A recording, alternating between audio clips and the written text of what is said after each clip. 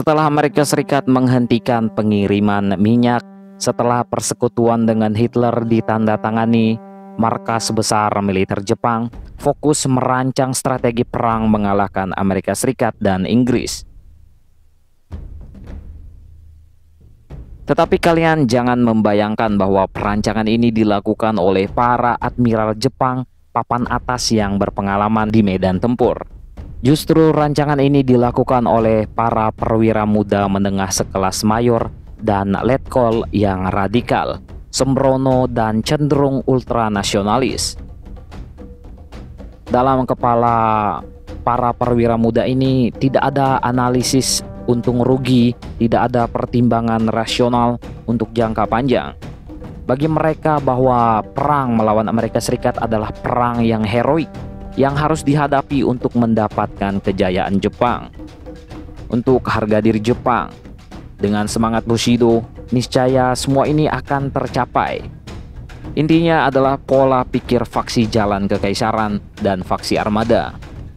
Merekalah yang pada akhirnya menyetir Jepang menuju jalan perperangan, yang dimulai dengan menjajah wilayah yang kaya dengan SDA di Asia Tenggara. Pihak yang tak setuju dengan sudut pandang agresif ini bukannya tidak ada, tapi animo perlawanan terhadap Inggris dan Amerika Serikat sudah terlalu kental. Ini bukan soal pertimbangan rasional lagi, ini soal harga diri bangsa dan semangat Bushido. Setiap kali masalah perang melawan Amerika Serikat dan Inggris dirundingkan oleh Kementerian Jepang, mereka semua menolak membicarakannya secara gamblang dan cenderung memberikan opini yang mengambang. Kaisar Hirohito sendiri menutup rapat mulutnya. Begitu pula Perdana Menteri saat itu, Pangeran Fumimaro Konoe.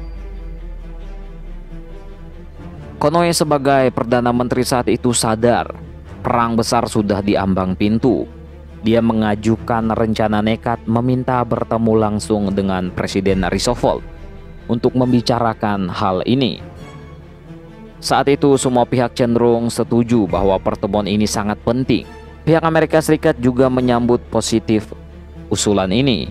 Apalagi para petinggi militer Jepang juga sebetulnya sudah tahu betapa mustahilnya memenangkan perang melawan kekuatan Amerika Serikat saat itu. Walaupun kaum ultranasionalis terus mengobarkan bahwa semangat Bushido itu mampu mengalahkan segalanya. Namun, semua perwira tahu persis semangat saja tidak cukup untuk melawan armada perang Amerika Serikat. Dalam rencana pertemuan dengan Roosevelt pun, jangan dikira semua pihak terpusat pada satu skenario perdamaian saja.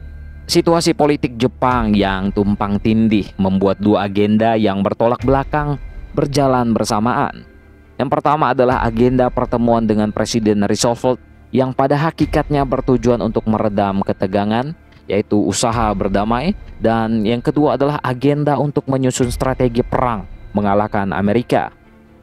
Pada intinya, jika ingin menyerang Amerika Serikat harus dilakukan secepat mungkin ketika mereka tidak siap. Konoe sendiri pada dasarnya seseorang yang terlalu peduli pada pencitraan, tapi tak mampu mengambil keputusan. Saat kedua agenda ini makin bertabrakan, bukannya mengambil kendali dan menulis proposal untuk mengajak Amerika Serikat bertemu secara resmi, dia malah mengurung diri di kantornya. Akhirnya anak buahnya di Kementerian Luar Negeri lah yang menulis proposal tersebut. Tanpa bimbingan sang Perdana Menteri, mereka menulis proposal yang intinya mengulang tuntutan Jepang kepada Amerika Serikat. Tuntutan yang sudah ditolak oleh pihak Amerika Serikat. Kejadian ini jelas membuat Kaisar Hirohito bingung dan marah. Merasa perlu lebih memahami kesiapan dari kedua agenda ini, akhirnya Hirohito memanggil Konoe. Karena kerap tidak bisa memberikan penjelasan memuaskan, Konoe memanggil Kepala Staf Angkatan Darat dan Angkatan Laut untuk menjelaskan mengapa persiapan perang terus dilakukan kendati upaya diplomasi masih berjalan. Kaisar juga meminta penjelasan mereka terkait sejauh mana perkembangan persiapan perang dan seberapa besar peluang Jepang untuk menang. Kepala Staf Angkatan Darat dan Angkatan Laut yang diminta penjelasan oleh sang kaisar tentu segan dan tidak mau terlihat terlalu mengecewakan. Lagi-lagi budaya Jepang membuat penjelasan yang seharusnya sederhana menjadi dilematis. Akhirnya penjelasan mereka jadi berbelit-belit. Di satu sisi mereka tahu Jepang tidak siap, di sisi lain juga mereka malu untuk terlihat takut dan juga malu untuk mengakui bahwa persenjataan Amerika Serikat jauh lebih unggul daripada Jepang. Intinya respons kepala staf ini jadi serba salah. Dalam pertemuan kabinet keesokan harinya, banyak menteri maupun jenderal dalam hatinya berharap kaisar mengambil keputusan untuk tidak berperang.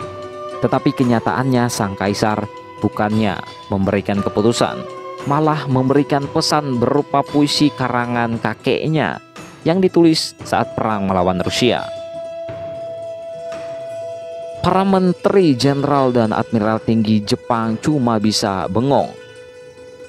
Bukannya mendapat perintah tegas dan jelas dari sang kaisar, mereka malah mendapat sebuah puisi. Puisi yang bisa diartikan sebagai anti perang, tapi puisi yang bisa dibaca juga sebagai dukungan atas perang, karena konteks pembuatannya dulu saat mulai perang.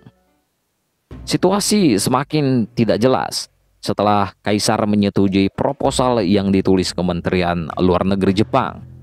Sebuah proposal ngawur yang dari awal sudah pasti akan ditolak oleh Amerika Serikat. Otomatis pertemuan langsung dengan Presiden Roosevelt dibatalkan. Akhirnya Konoe, sang Perdana Menteri yang merasa malu karena kegagalannya, mengundurkan diri pada 16 Oktober 1941. Dalam situasi ini, satu-satunya harapan terakhir adalah Jenderal Tojo sebagai Menteri Angkatan Darat yang diangkat kaisar menjadi Perdana Menteri menggantikan Konoe untuk membatalkan rencana perang melawan Amerika Serikat. Sayangnya, Tojo bukanlah tipe penggebrak. Dia adalah sosok yang Jepang pada umumnya saat itu. Seorang tradisionalis, birokratis, sungkan, malu untuk mengakui kekurangan negara. Pada intinya, tarik ulur politik Jepang bisa dibilang adalah korban dari bentuknya budaya mereka sendiri pada saat itu. Ketika sang kaisar menginginkan Tojo yang meredam nafsu berperang pihak militer, Tojo justru berharap sang kaisar yang memiliki hak veto untuk memberikan perintah membatalkan perang. Pada akhirnya tidak ada yang mematikan api perperangan yang semakin membesar di kalangan militer Jepang. Yang tadinya pemikiran awal mereka adalah Amerika begitu kuat, kita tidak mungkin menang, berubah menjadi Amerika begitu kuat. Oleh karena itu kita harus secepatnya menyerang sebelum mereka bertambah kuat lagi. Diplomasi akhirnya menjadi alat untuk menipu pihak Amerika Serikat agar mereka tidak sadar bahwa Jepang sudah mengirim armada kapal induknya untuk menyerang pusat armada Pasifik Amerika Serikat, Pearl Harbor, pada 7 Desember 1941. Ketakutan Jepang kalah dalam perang pada akhirnya menyeret Jepang ke dalam perang yang dari awal tak mungkin mereka menangkan. Demikianlah sekelumit kisah kekacauan politik Jepang yang melatar belakangi keterlibatan Jepang pada Perang Dunia Kedua yang ditandai oleh penyerangan di Pearl Harbor. Saya harap dengan adanya video ini bisa menambah wawasan kalian tentang sejarah politik dunia dan bisa secara proaktif menelusuri lebih mendalam pada banyak topik sejarah politik lainnya. Tentang ini bagaimana menurut kalian? Coy.